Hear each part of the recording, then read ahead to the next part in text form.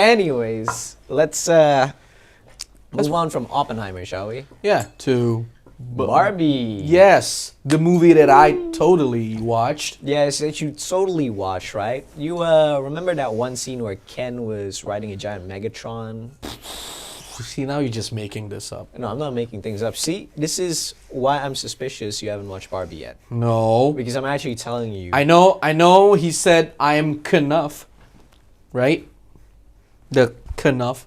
No, and he then didn't say and then that. he's saying I'm just Ken, anywhere else I'll be a 10 or something like that. He also said it's Ken time. It's Ken time. Yes. It's He Ken. also said I can do it. I can do this. I can do this. Oh yeah.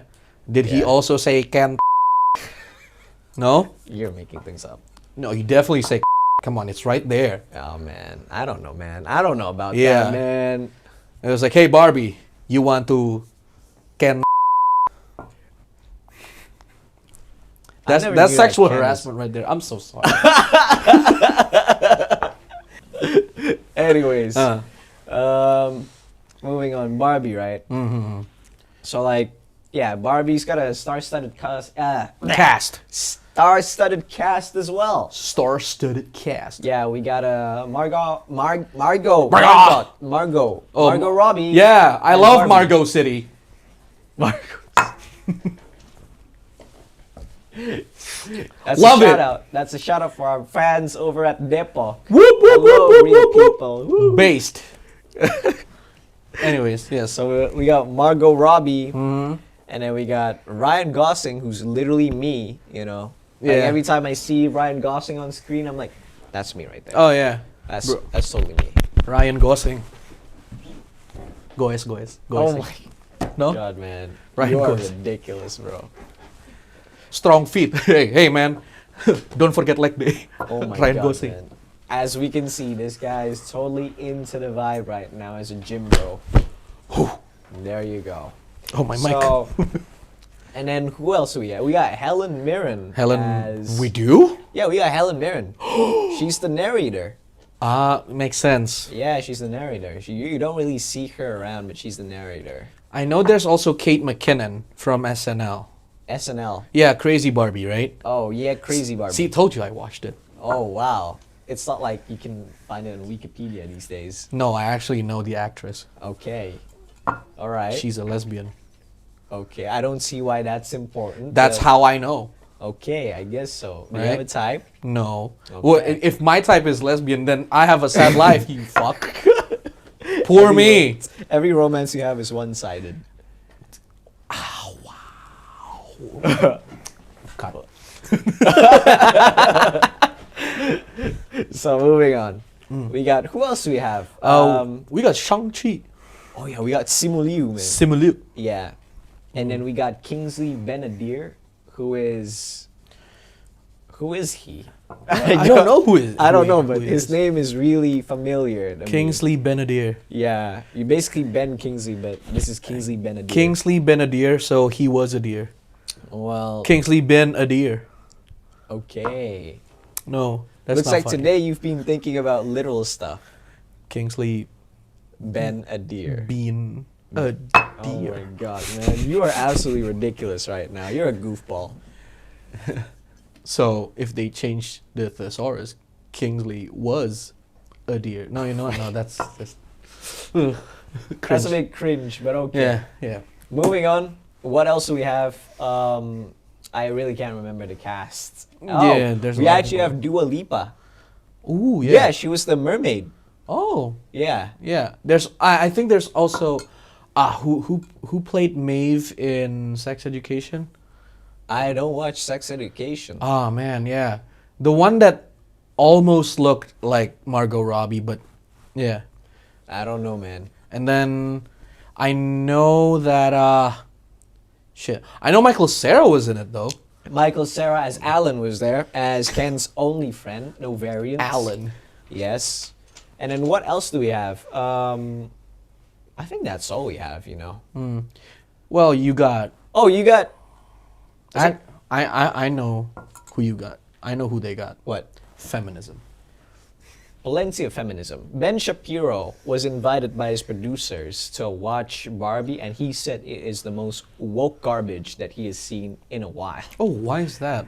Okay, so I actually don't, I'm very neutral in terms of politics, but I really enjoyed watching Barbie, despite the politics, I think, yes, it is true, women has plenty of struggles in real life. There's a scene where Barbie appeared on Malibu Beach, well, not Malibu Beach, sorry, on Venice Beach, right, in California. And the moment she appeared, everybody was like, oh, ooh, baby. Basically, they were horny. Yeah, they were pretty horny for Margot Robbie. And so... I mean, yeah. I know what you're about to say, but let's not go there. Anyways, and Ken was also on the receiving end of this treatment as well. But, it's a bit different. For Ken, people were a bit more admiring towards his figure. But for Barbie, there's a sense of aggressiveness inside it. There's a desire to dominate. Arousal. Yes, a sense of arousal. And Barbie couldn't really understand this because she comes from a place where this entire concept does not exist. It's a female-dominated society, so sexism towards female in that society is basically non-existent. Yeah, so... And technically, Barbie's a doll as well. Yeah, right? and a lot of women, they sympathize with what Barbie was undergoing through when she got into the real world. She experienced a lot of discrimination and sexism, a lot of mansplaining, etc., etc. And that rings true for a lot of ladies in the world, or yeah. But yeah. No, I mean, I guess that's understandable because like the movie is based on a toy that is very girl-centric or female-centric, right? There was actually a segment. There was not a segment, but a scene where Barbie was seen as a commercialization or a perversion of feminism. So basically, there's a kid who says that, Barbie dolls is just people capitalizing on feminism. Yeah, and while in some cases that was true back then, but Barbie was made in the spirit of feminism in that, as a woman, you can basically accomplish the same feats as what you would as a man. You can be a doctor, you could be a physicist, you could be a president, whatever. Yeah, it's basically promoting the aspiration of like being... Promoting the aspiration of women, Yeah. So that they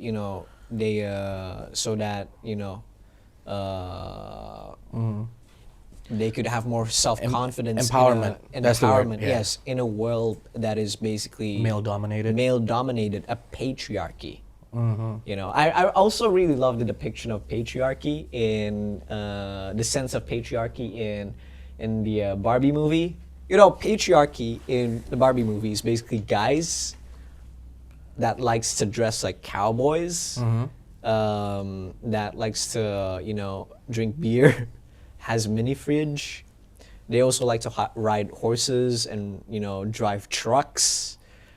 Those are patriarchy. And, basically the songs that they use to embody patriarchy in Barbie is basically like those 2000s, really whiny ballads. Bro, if that's patriarchy, count me in. I mean, I want to ride horses. Yeah, man. I feel like there's a lot of influences of modern day machoism. Like the type that people like Andrew Tate would promote. Yeah, Andrew Tate. Yeah. Imagine if he's in the movie. That'd be fucking hilarious. He was kind of in the movie, but in the form of Ken. Yeah. Anyways, listen, if you want to make $10,000 without the he always sounds like that. He always sounds like he's chewing salad.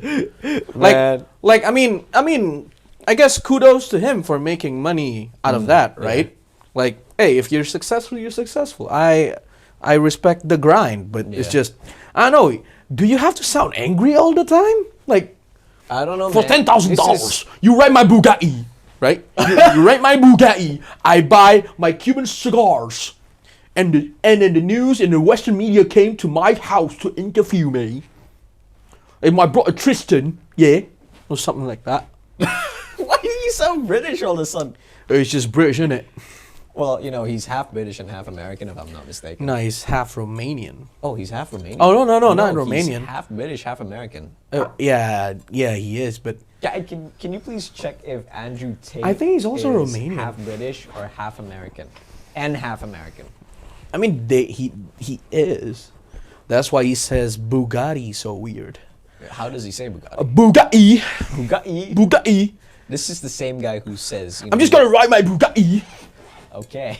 Yes, it's weird. Yeah, man. Can't imagine. Yeah, I mean, if you're rich, you can say Bugatti. No, yeah, but speaking of which, you notice why there's plenty of like alpha male, Is it alpha male influencers these days. Is it alpha or is it sigma? I think both. People, normies, they tend to blur the definition of alpha and sigma. How would you see it? I see alphas as people who acquire. I actually don't have a definition of alpha, but I do have a definition of sigma. Oh yeah. But as far as I know, like alpha males are supposed to be like the socially and sexually dominant types. They're in control of their life, friend groups. I mean, you can be better in everything else, and you can be in control of your life. But anyways, it's like you're socially dominating, and then you're also what's it called? Aggressive. You are also pretty aggressive as well, but it's not really necessary. But I guess the one that makes it the important aspect of being an alpha male is that the social dominance is what it is. Meanwhile, for a sigma, you don't really need social dominance. You just become successful as it is.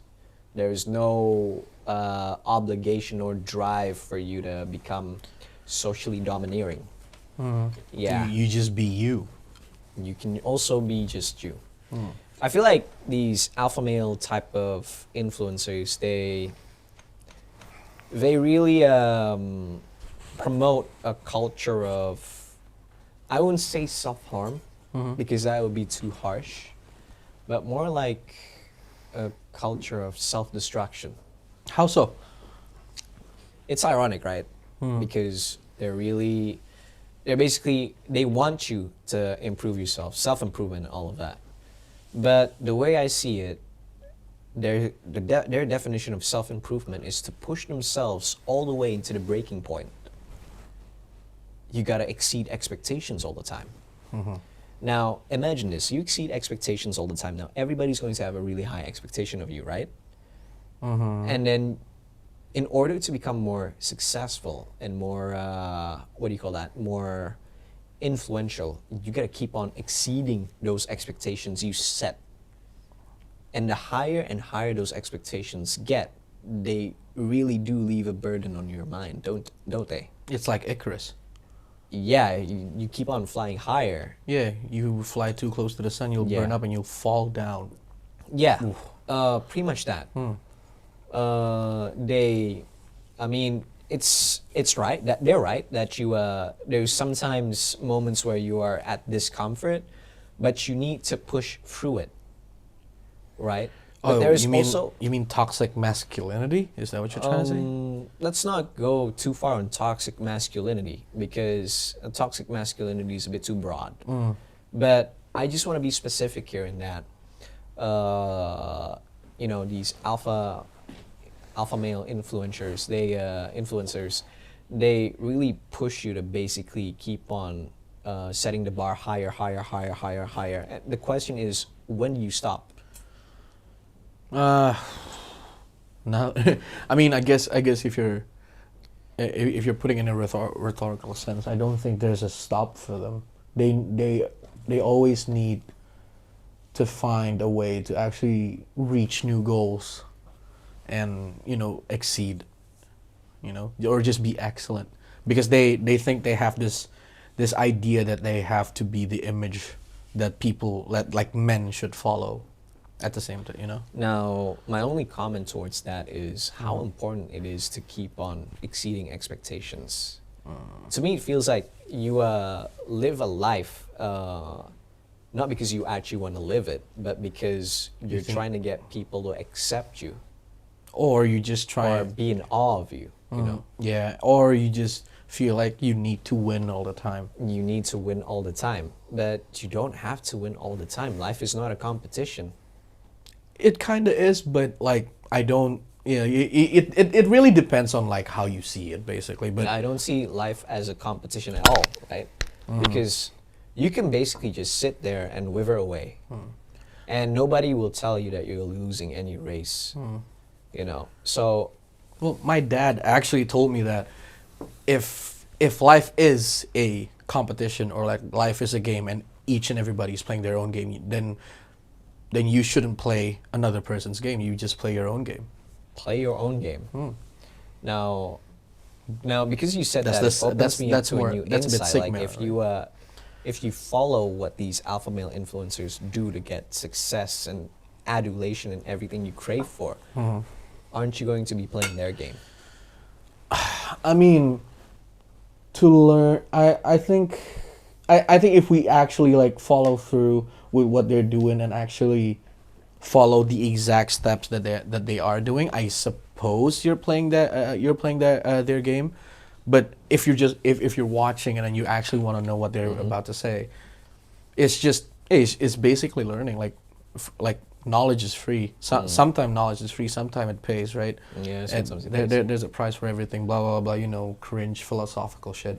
But anyhow, like it really depends on like how you take in the information that you get. You know, it depends on like how you filter the information that you take. Like, yeah, sure.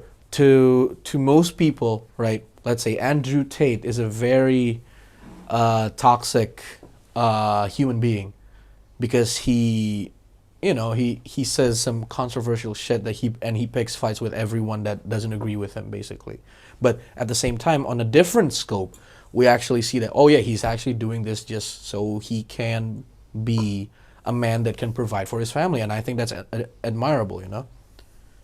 I mean, yeah, that is the state of patriarchy, but what's so wrong about being a man wanting to raise their own kids, wanting to raise their own family, you know, being able to like provide, and I think that's admirable. I think that's cool, and if people want to follow that, I think that's all right, you know. I mean, I do agree with your whole, with what you say regarding, you know, what is so wrong about a man providing for his family. I feel like it's just the message of what he's spreading. Yeah. You know? He's basically spreading a very, now we can go into toxic masculinity.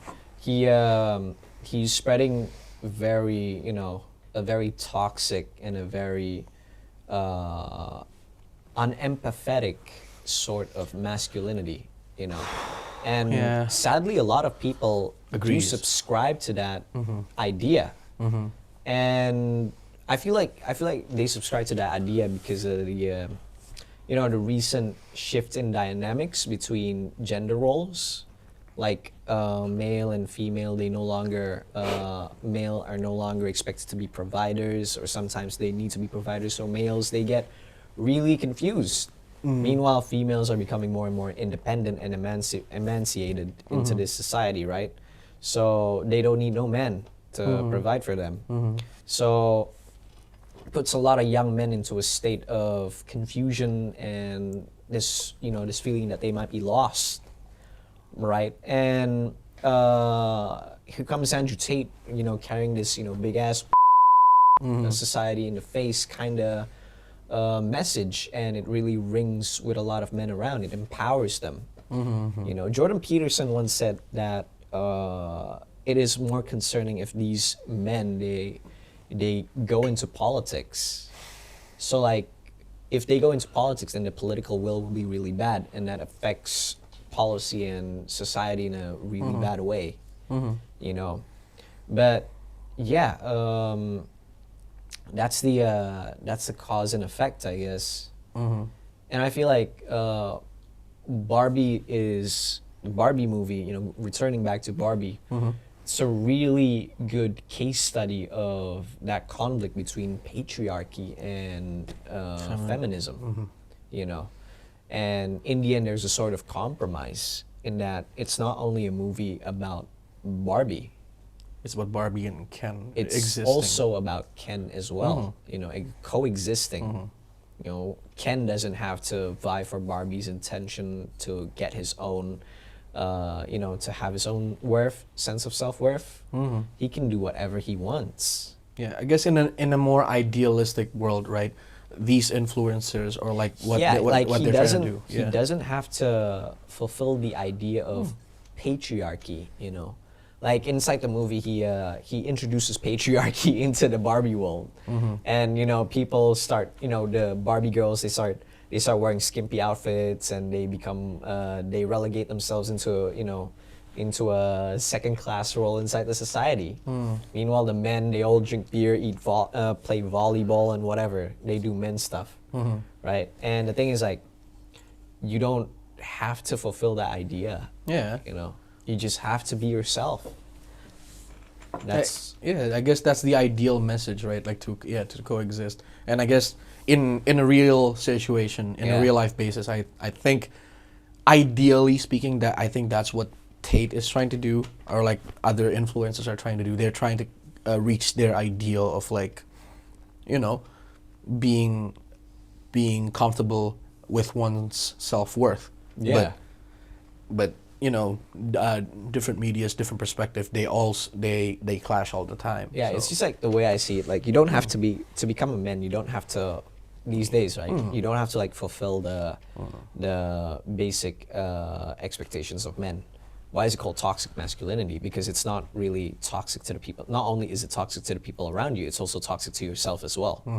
Like it pushes you to harm yourself in ways that you can't really realize until it's too late, right? And that's exactly what Barbie is trying to say. Like, and you don't have to do this. You yeah, know? Like, in the other hand, it's also a message about feminism as well. Don't be too judgmental. Yeah, I know if I say this, I'm gonna sound like a turf, but you know, like an incel. yeah, like an insult. But like the way I see, like Barbie seems to be like a message towards both men and women.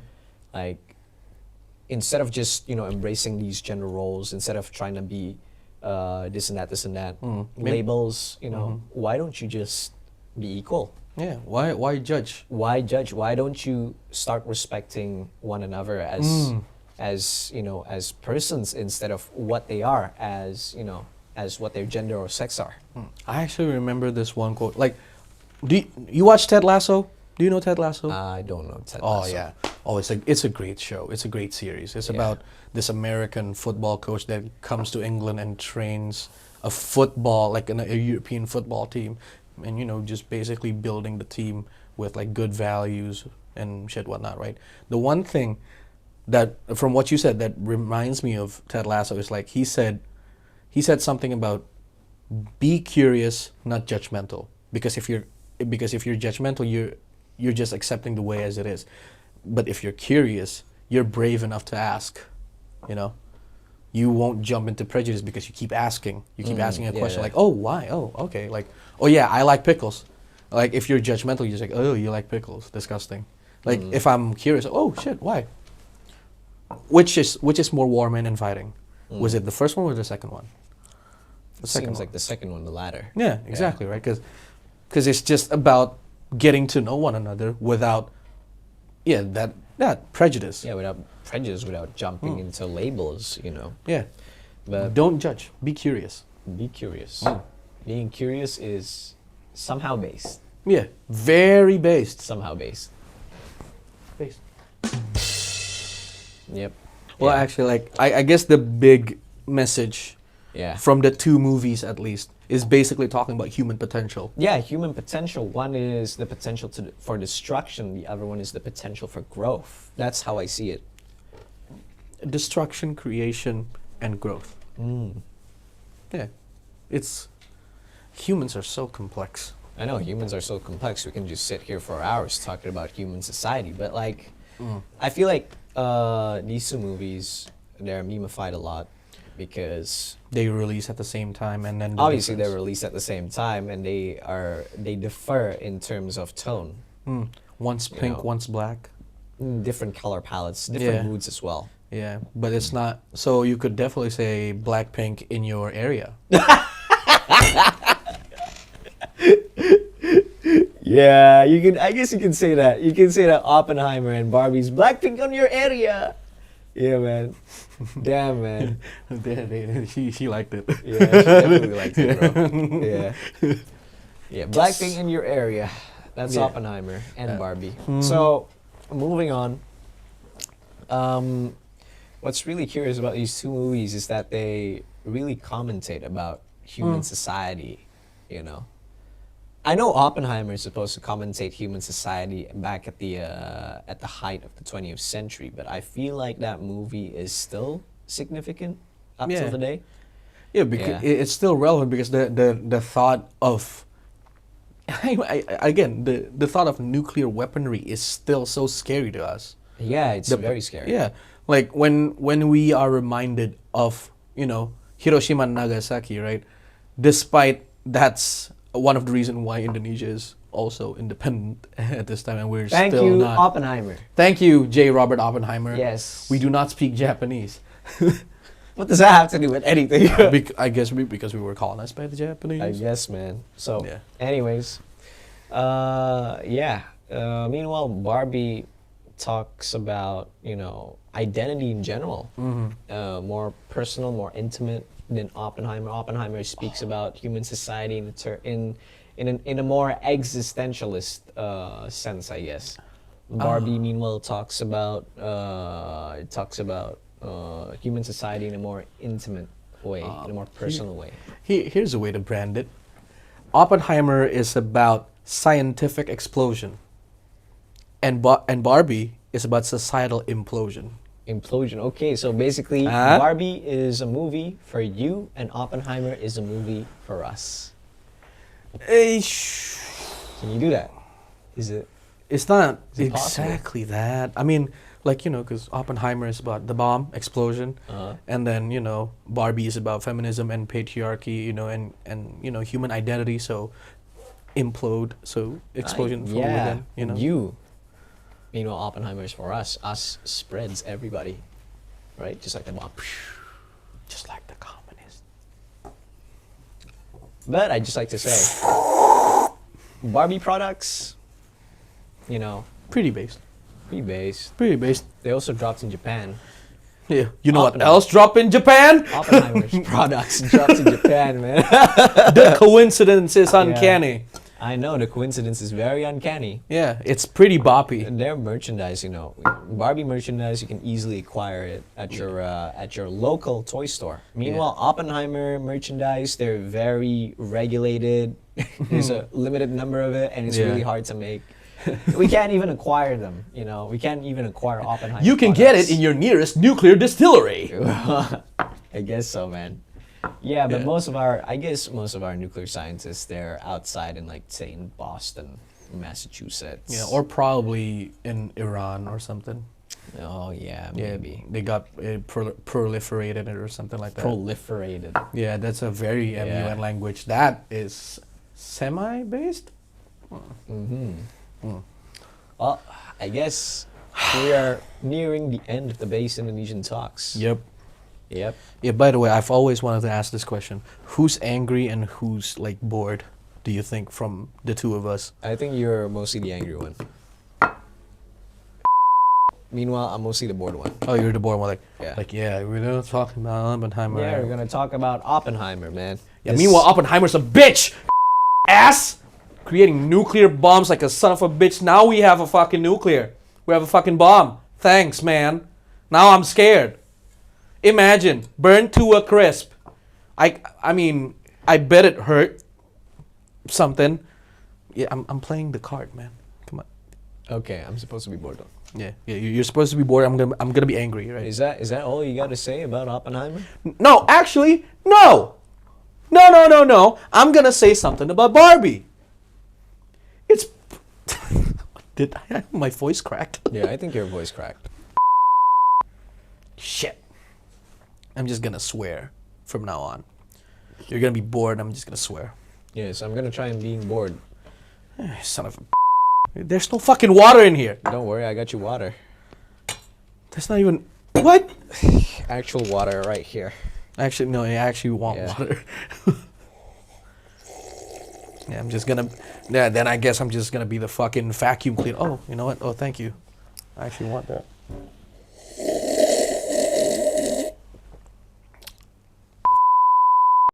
That's great water. H2O. Imagine if that was hydrogen. It would explode.